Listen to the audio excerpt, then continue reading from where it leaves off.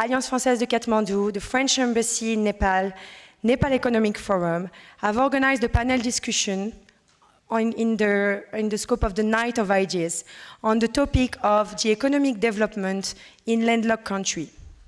The conclusion was land-linked, not landlocked. Today, supported by the Institut Français once again, we have decided to organize the second panel discussion, Débat d'idées, Le temps de l'action, Linkfest, Thoughts to Actions, a more practical panel discussion with concrete examples of experiences of a wide range of panelists. In the context of Nepal, if I fast forward it to 2025, within the next generation, by 2025,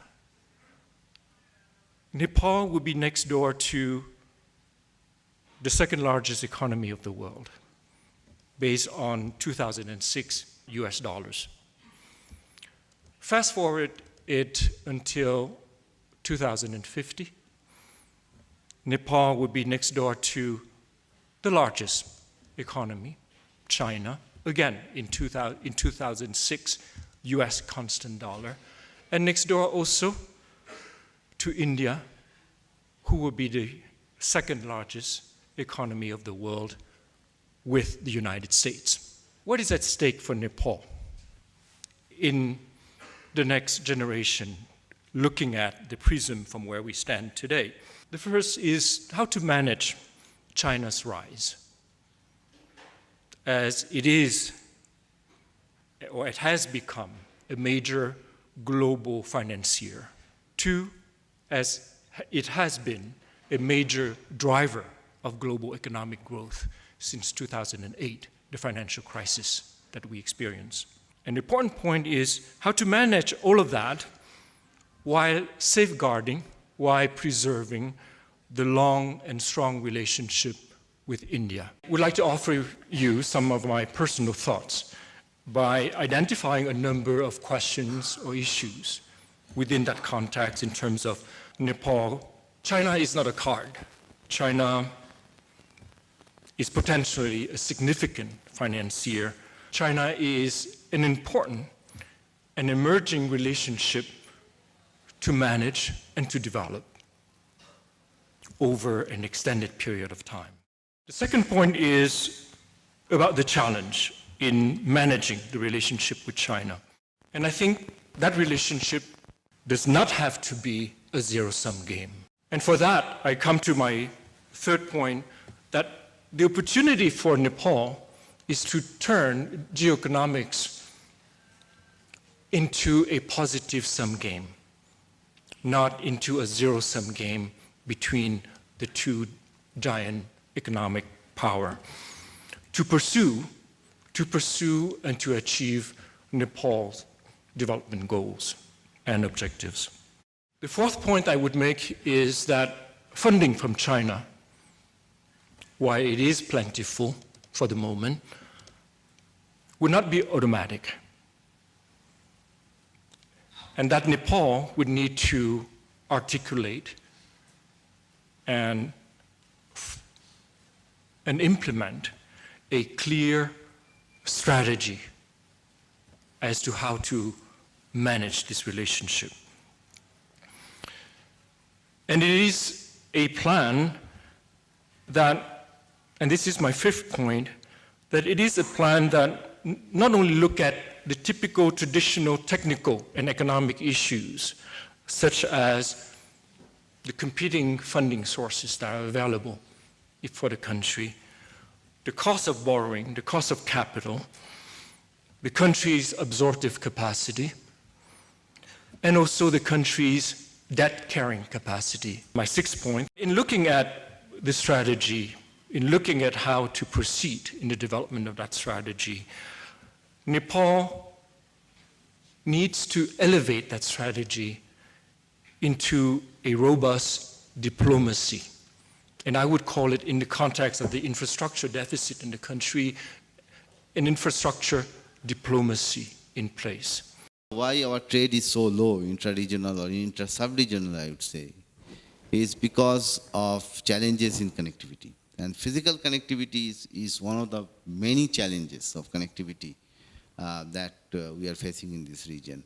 That is something which we are working together with NEF to understand the political and political economy aspects of these initiatives, to see how best we can take the benefits forward to the ground, to the people. And I would also like to add financial connectivity. It's very difficult unless we have good financial connectivity. Whether we have good road connectivity and other connectivity, is not going to work. I see that energy is definitely one area where things are going to happen in future. So you have to identify one or two sectors which can act as a catalytic force for our region to come together in a better way. Education and education could be, and tourism. We can have specific education-related projects which can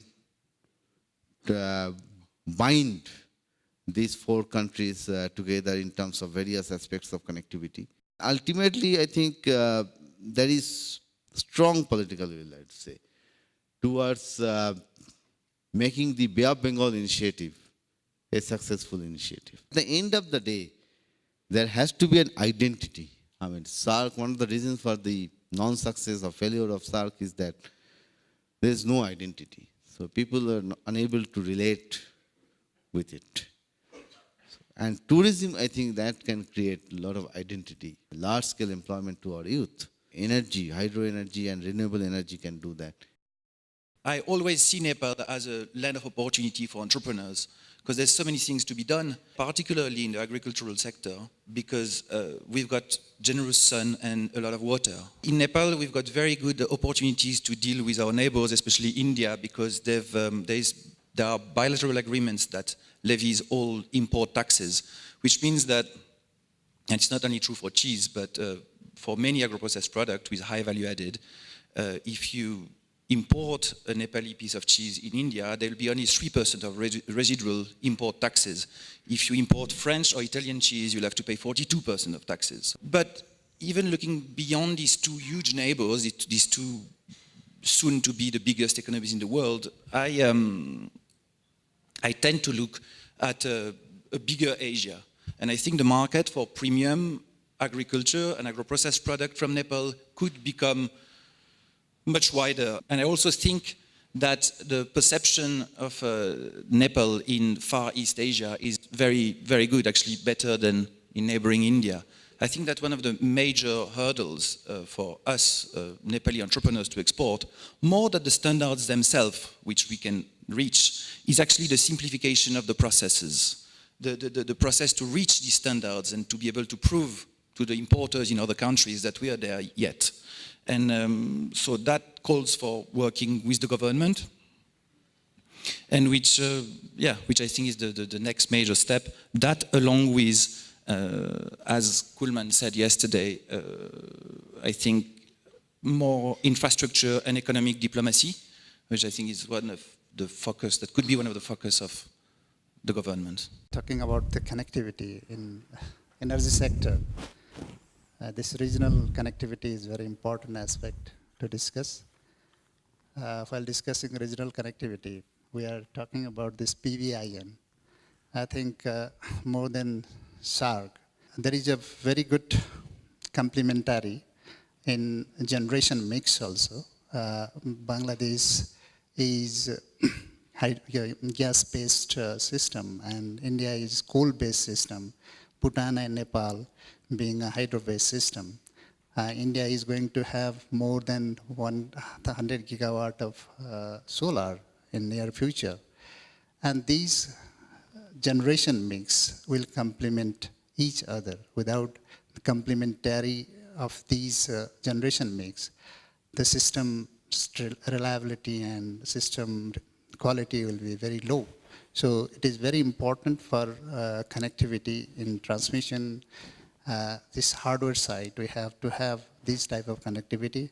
If we talk about north connectivity, if there is a very much potential areas to connect China with Nepal, with high voltage transmission line, very in short span of distance, very short distance.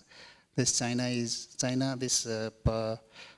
Tibet is already connected to mainland China with extra high voltage transmission line, and China is bringing this extra high voltage transmission line up to border Nepal within 2019. That means we can connect Nepal in a short period of time because the distance is very short. That means China can also be connected to a BBIN or SAARC region, and this can go up to Central Asia. The software part, this market integration is very important. Without market integration, it is not possible to have this system optimization and cost optimization part, free trading without barriers. These are very important aspects that we have to have in future to have this energy connectivity in real sense. The India's role is very pivotal role is there because all the neighbors are connected to India, and so this guideline, cross-border guideline, is very important. Just to look back a little bit to the European Union, with a customs union, free movement of people, of goods and services has created undeniably one of the biggest, fastest growing economies, wealth, the fact how it contributed to all our countries' GDPs, and also taking the more poorer regions and countries along. If we look back at how the European Union started, it's actually, rather than an economic project, it's a peace project. It came about after the Second World War, when Germany and France said, these two world wars that were fought on the European continent should never happen again. So undeniably, should this be a model, I think, for regional integration elsewhere? I think yes. However, I think also it can only be if there is a political will. We look at SAARC, it has taken off, and I think many of the smaller countries have played an incredibly important role. We're looking at sub-regional cooperation. The BBIN is, of course, an interesting initiative, and I really hope it will help the region here to prosper. But I think in the long run, if you don't take on board the entire region, so there is no absence of, let's say, initiatives, but I think it's only through political will that things can happen.